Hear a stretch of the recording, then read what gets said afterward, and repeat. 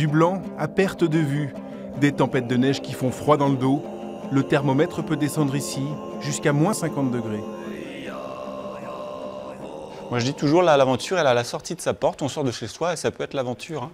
Sauf que là, c'est à des milliers de kilomètres en Sibérie orientale, le long du fleuve Amour, qu'Armel Vrak a décidé d'aller, à vélo fin décembre, de quoi épater ses jeunes havrais et surtout son fils, Maël. Ça m'impressionne qu'il fasse ça et ça m'impressionne aussi qu'il survive à ça et qu'il soit assez fort pour le faire.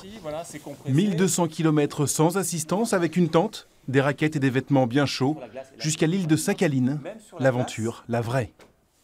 En fait, il y a plein de choses qui se passent ailleurs, il n'y a pas que des écrans de télé, il n'y a pas que ce qu'on apprend. Enfin, voilà, on a un mur, allons voir ce qui se passe de l'autre côté, puis de l'autre côté, puis de l'autre côté, à l'autre bout du monde.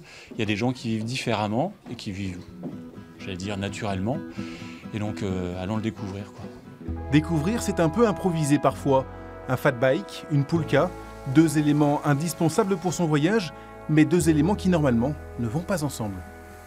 C'est un peu un bricolage que j'ai fait cette semaine pour attacher la poulka au vélo sans prendre directement sur la partie métallique qui aurait été posé problème avec le froid. Donc c'est du bois, cordes et puis du matériel d'escalade que j'ai récupéré.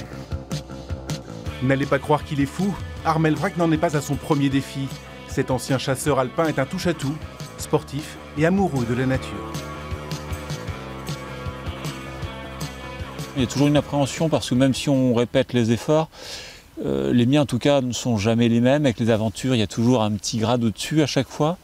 Donc là, oui, il y a une appréhension, mais ça fait partie du jeu, et fait de la préparation d'ailleurs. Petit stress quand même, le budget n'est toujours pas bouclé. Éventuellement un drone, mais alors celui-ci il est même en parenthèse, et puis une GoPro supplémentaire.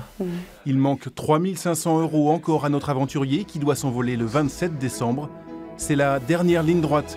Les souvenirs qu'il ramènera de son périple n'auront pas de prix, pour lui comme pour ses proches.